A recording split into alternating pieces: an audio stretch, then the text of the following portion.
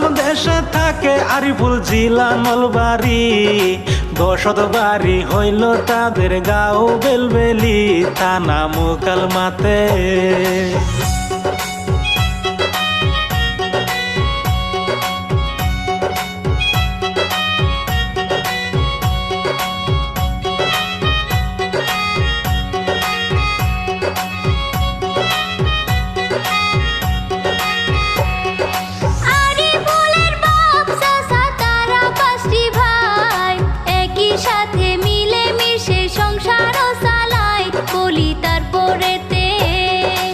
একই পাকে রান্ধে বারে একই পাকে খাই, কত সুন্দর পরিবার ভাই ধন্যবাদ জানাই, শুনেন তারপরেতে।